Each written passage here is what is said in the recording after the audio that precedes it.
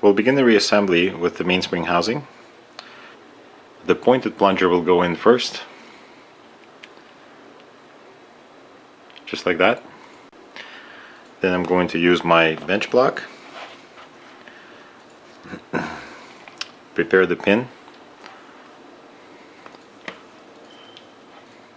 and I'm going to drive the pin, push the pin through on this side. But first the plunger has to be depressed, so I'm going to set it down onto the bench block on that protrusion. Push the mainspring housing down, just like that. Put the pin through, all the way through, and the entire assembly is now retained. If we disassembled the magazine release, we're going to make sure to reassemble it first. We'll position this tab against the main channel, press down, and turn the tab over to be locked in the side channel of the magazine release. Now we're going to take our frame, place the trigger back in. We're going to line it up with the channel inside the frame and gently push the trigger all the way in, just like that. Then we're going to take our magazine release. We're going to position the screwdriver into the slot of that tab, and on the other side I'm going to press the magazine release up and try to turn the tab clockwise. So you need to find the right position of the magazine release, and when you can, the screw will turn or the tab will turn, and the magazine release will snap in place. The disconnector goes back with the flat side right here towards the trigger. So I'm going to put it into the hole in the frame.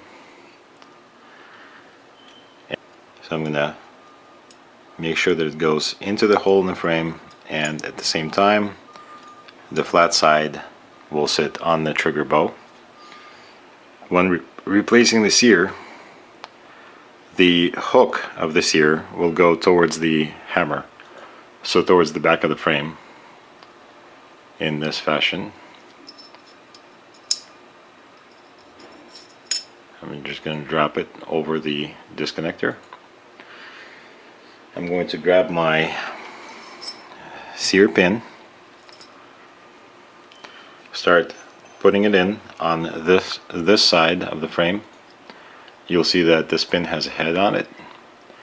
It'll stop because the sear sits a little bit lower than it should. I'm going to use the other side to help raise the sear enough so that the pin can go through it. Okay. Now you see that the sear is on the pin, and so is the disconnector. Next thing we're going to replace is the hammer. What we're going to take is our hammer and set it down right here under the sear. We're going to take its pin, which also has a head on it, and from this side we're going to put it in and through the hammer, just like that. We'll take our sear spring and put it over the sear. Let me zoom you in so I can show you. Okay, so the longest leg needs to go onto the sear, one of the legs of the sear. You see that leg? That's how the sear should sit, right over that left leg of the sear. And then in here on the back it should go into this little opening in the frame. At this point, what I will do is reinsert my mainspring housing, just enough to kind of capture the sear spring. We're going to lower the strut of the hammer. We're going to reinsert the beaver tail so that one of the arms of the sear spring goes against that. You also need to make sure that the strut of the hammer goes into the opening inside the beaver tail right here, so it's free. And then we're going to cock the hammer. We're going to reinsert the plunger into the plunger tube and position the thumb safety over that and through the beaver tail, just like that. Now we're going to position the thumb safety kind of in the middle position, and using a small punch, brass punch or plastic, we're going to force the plunger back into its tube while pressing down on the thumb safety and forcing it to go towards the frame. Now we'll put it in fire position. We're going to depress the beaver tail and trigger and manually move the hammer up. Again, verify that the hammer strut is free in the beaver tail channel. We're going to need to make sure that the hammer strut goes over the cup of the plunger of the mainspring housing. I hope you can see that. And then push the mainspring housing up. Now we're going to make sure that the mainspring housing is back in its position and the holes line up. We're going to replace the pin with the rounded end from the left side and kind of push it in as far as it will go. And then I'm going to finish by tapping it into place just like that. Let's verify that the beaver tail works and it has tension. Let's verify that we cannot press the trigger without the beaver tail being depressed as well. My trigger has a lot more move, and now it stops, so that works. Let's cock the hammer and make sure that it has tension and gets caught by the sear. Let's try to pull the trigger. That shouldn't work. Let's try the safety. Trigger shouldn't work, even if we depress the beaver tail safety or the grip safety. That doesn't work. Disengage this safety. Apply the beaver tail safety.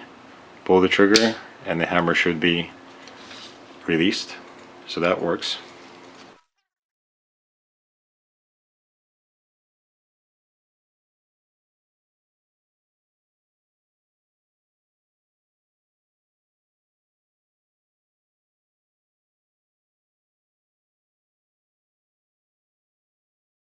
The frame has been reassembled.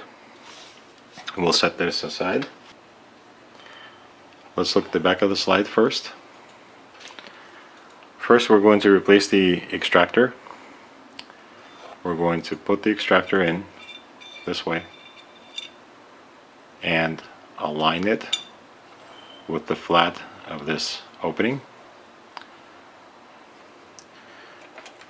Then we're going to take our firing pin and its spring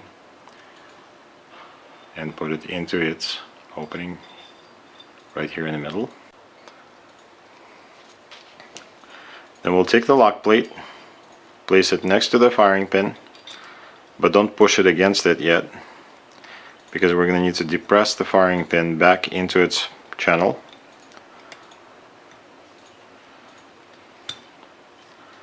All the way, and then start pushing the lock plate over it and you simply push until the firing pin goes into its opening in the lock plate, and you'll see that the extractor and the firing pin are now retained.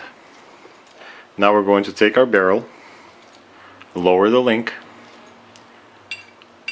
put it through the slide, and make it go all the way back to where it drops in the breech opening.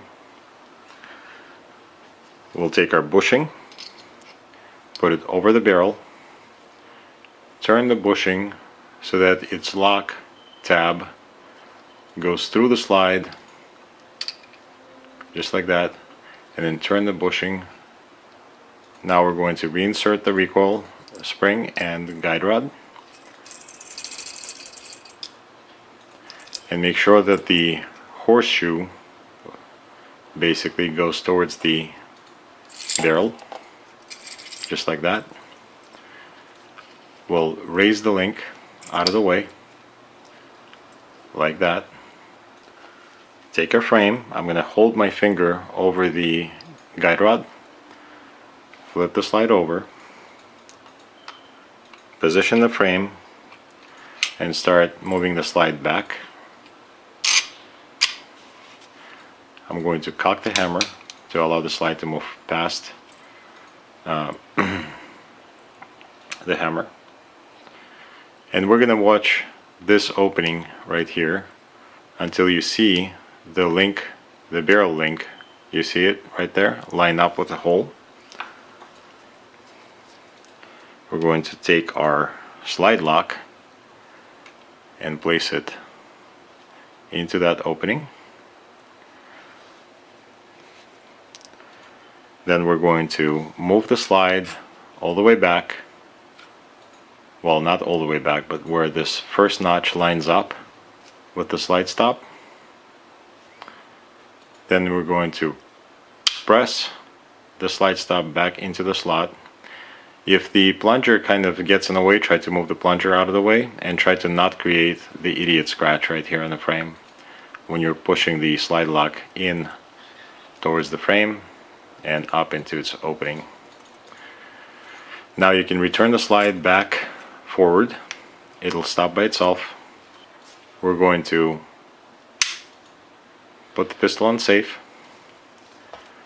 and look at the front of it again. We're going to take our spring plug, put it over the spring, depress it all the way into the slide, and turn the bushing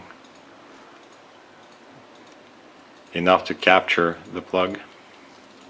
Now I'm going to press the plug in further and turn the bushing all the way over until it goes over the plug in this fashion. Now, because my guide rod is a two-piece guide rod, I need to put the other half of the guide rod in and screw it in using an Allen wrench.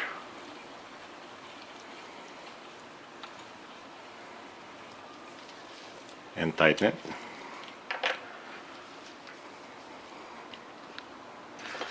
Reinsert the magazine, and your pistol is completely reassembled.